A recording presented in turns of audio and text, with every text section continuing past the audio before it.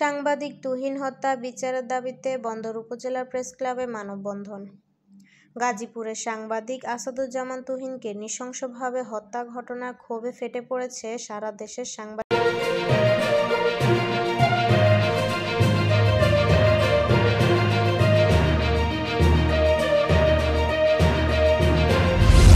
আপনারা দেখছেন শিক্ষা তথ্য নিউজ আপডেট। সমাজ এরই ধারাবাহিকতায় সাংবাদিকদের উপর চলমান হত্যা, হামলা, মিথ্যা মামলা ও নির্যাতনের প্রতিবাদে বন্দর উপজেলা প্রেস ক্লাবের উদ্যোগে মানববন্ধন ও প্রতিবাদ সভা অনুষ্ঠিত হয়েছে। রোববার 10 আগস্ট সকাল 11টায় উপজেলা 1 নং খেয়াঘাট এলাকায় অনুষ্ঠিত এই কর্মসূচিতে সভাপতিত্ব করেন বন্দর উপজেলা প্রেস ক্লাবের সভাপতি জি.কে. রাসেল। কর্মসূচিতে প্রেস ক্লাবের নেতৃবৃন্দ, স্থানীয় সাংবাদিক, সামাজিক কর্মী ও সচেতন নাগরিকরা অংশ নেন। বক্তারা বলেন, সত্য প্রকাশের জন্য জীবন বাজি রাখা সাংবাদিকরা প্রতিনিয়ত জীবননাশের হুমকি, শারীরিক হামলা ও হয়রানির শিকার হচ্ছেন। এই অবস্থা চলতে পারে না। তারা তুহিন হত্যার সঙ্গে জড়িতদের দ্রুত গ্রেফতার ও দৃষ্টান্তমূলক শাস্তি দাবি করেন। পাশাপাশি সাংবাদিকদের নিরাপত্তা নিশ্চিত ও গণমাধ্যমের স্বাধীনতা রক্ষায় জাতীয় ঐক্যের আহ্বান জানান। মানববন্ধনে বক্তব্য রাখেন বন্দর মডেল প্রেস ক্লাবের সভাপতি এস.এম. শাহীন, মফস্বল সাংবাদিক ফোরামের সহসভাপতি ও বন্দর থানা প্রেস ক্লাবের সদস্য আবুল বাশার, বন্দর থানা প্রেস ক্লাবের অর্থ সম্পাদক নূরে আজাদ, বন্দর উপজেলা প্রেস ক্লাবের অর্থ সম্পাদক অজিত দাস, কার্যকরী সদস্য শামীম ইসলাম, অগ্রবাণী প্রতিদিনের প্রতিবেদক ও প্রেস ক্লাব সদস্য শাহরিয়া প্রধান ইমন, দপ্তর সম্পাদক পারভেজ মল্লিক প্রমুখ। বন্দর উপজেলা প্রেস ক্লাবের সাংগঠনিক সম্পাদক মাহবুব হোসেন ডালিমের সঞ্চালনায় কর্মসূচিতে আরও উপস্থিত ছিলেন বন্দর মডেল প্রেস ক্লাবের সহসভাপতি আব্দুল মান্নান খান বাদল, সহসাংগঠনিক সম্পাদক হাইউল ইসলাম প্রধান হাবিব, যুগ্ম সম্পাদক ইমদাদুল হক মিলন, মমতাজ মম, প্রচার সম্পাদক মেহেদি হাসান প্রান্ত, সদস্য আবু সুফিয়ান, বন্দর থানা প্রেস ক্লাবের যুগ্ম সাধারণ সম্পাদক শাকির আহমেদ বাপ্পি, CNN বাংলা টিভি জেলা প্রতিনিধি জিহাদ হোসেন, বাংলা এক্সপ্রেস প্রতিবেদক সামিউল, কালের বাংলাদেশের স্টাফ রিপোর্টার শাওন, সামিউল ইসলাম সৈকত সহ অনেকে।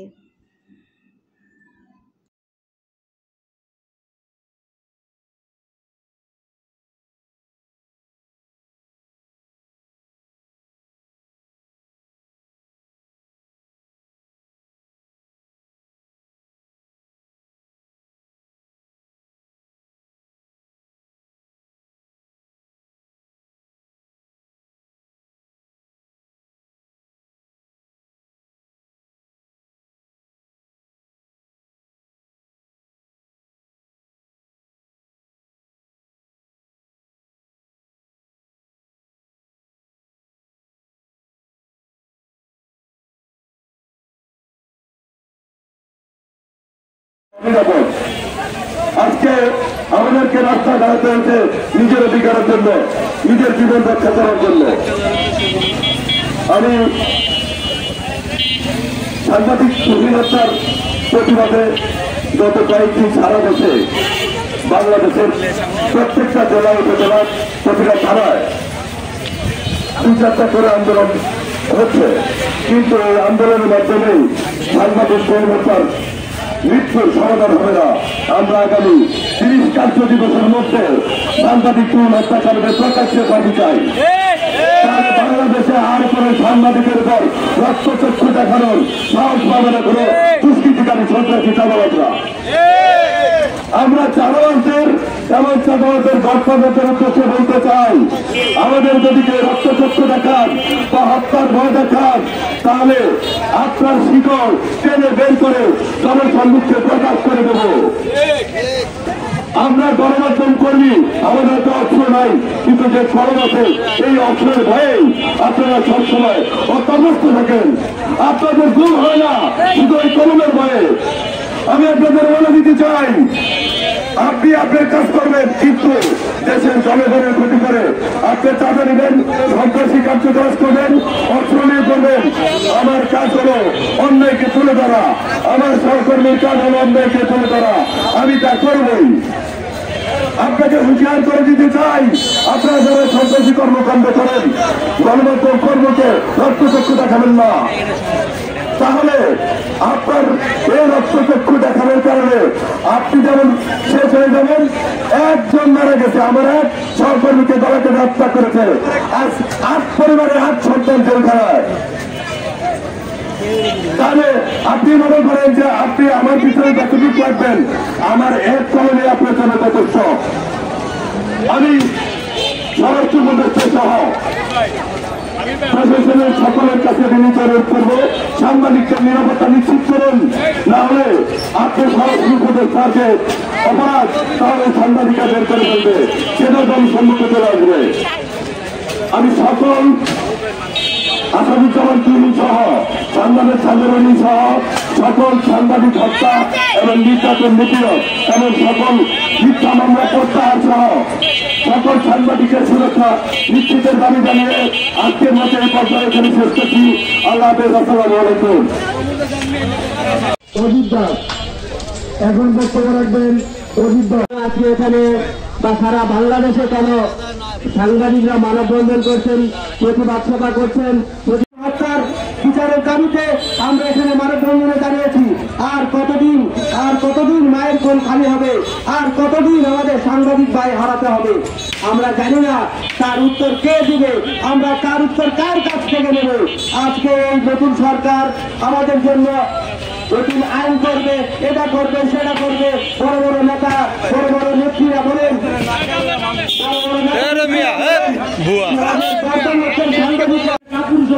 তোরা বন্দরে আয়, তোদের যত চিন্তাকারী দল আছে তোদের সবাইকে নিয়ে বন্দরে আয়। আমরা বন্দরে সাংবাদিকরা যথেষ্ট, আমরা কলম নিয়ে বসবো, আসবি কলম নিয়ে তোদের সাথে খেলবো, আয় তোরা। আমি আর কিছু বলতে চাই না, আমার বড় ভাইয়েরা আছেন। আমি এই সন্ত্রাসীদের দ্রুত শাস্তির দাবিতে আমি আমার বক্তব্য শেষ করছি। আল্লাহ হাফেজ।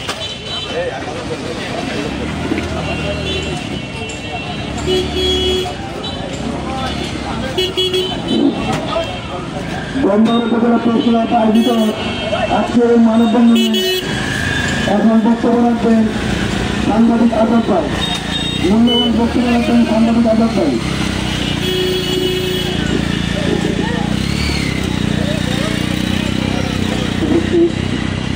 আমাদের সাংবাদিক ভাই এবং আমাদের সাথে প্রকাশ করেছেন যেসব রাজনৈতিক এবং সামাজিক ব্যক্তিত্ব, সমাজকর্মী, সবাইকে ধন্যবাদ জানিয়ে আমি আমার বক্তব্য শুরু করছি।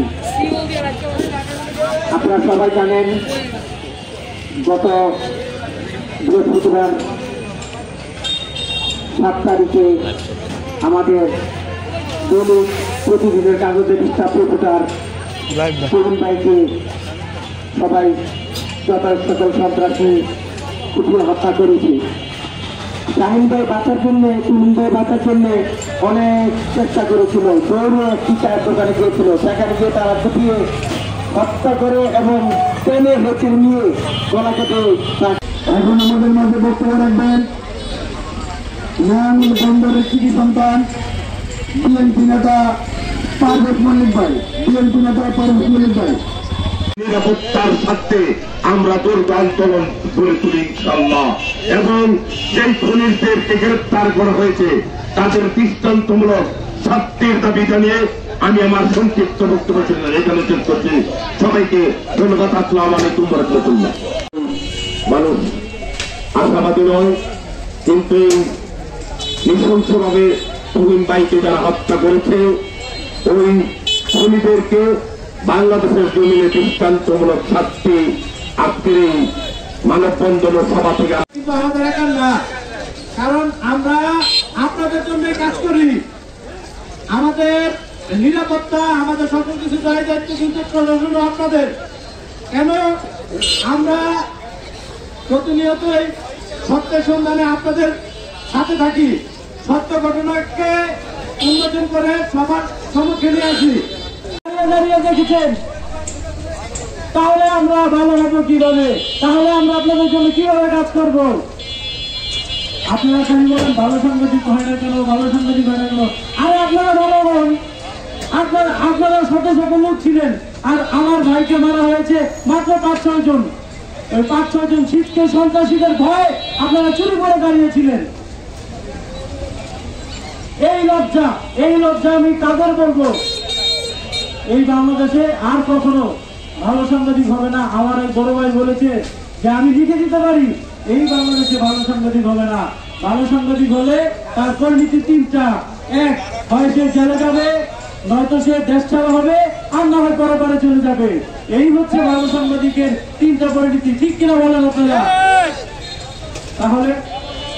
তাহলে বলেন, এই বাংলাদেশে আমি ইন্টারিম সরকারকে বলতে চাই, আপনি এখানে সরকারে বসে আছেন আমাদের সাংবাদিকদের জন্য কারণে। আমরা 5 আগস্ট ঘটিয়েছি। এই সাংবাদিকরা যদি রাস্তায় প্রাণ না দিত, ভিডিও না করতো, জনগণকে এই অভ্যুত্থান না দেখাতো, তাহলে এই অভ্যুত্থান হতো না। ইন্টারিমকে বলতে চাই, আপনারা আমাদের জন্য সরকারে বসে আছেন, আপনাদের কি লজ্জা হয় না? আমাদের নিরাপত্তা দিতে পারেন না? এবং গণঅভ্যুত্থান কর্মী তৈরি হবে না। আমরা আজকে বলতে চাই, এই সাংবাদিক যাদেরকে গ্রেপ্তার করে দিয়েছেন, অতি দ্রুত জনসম্মুখে তাদেরকে ফাঁসিতে ঝুলাতে হবে। প্রিয় বন্ধুগণ, আমরা বলতে চাই, এই নারায়ণগঞ্জের মাটিতে অনেক সাংবাদিক নাদিম সহ অনেককে অকালে মৃত্যুর স্বাদ গ্রহণ করতে হয়েছে। কিন্তু এই মিলে যদি চলতে থাকে, বাংলার মাটিতে আমার মনে হচ্ছে না আগামীতে ভালো কোনো সাংবাদিক জন্মবে। সাংবাদিক জাতির দর্পণ, চাঁদাবাজ কখনো অস্ত্র ধরতে পারবে, কলম ধরতে পারবে না। তার জন্য সাংবাদিকরাই যথেষ্ট। যতই নির্যাতন, যতই হত্যা করেন, এই কলম কোন চাঁদাবাজ, সন্ত্রাস, কুচক্রীর মহলের কাছে মাথা নত করবে না।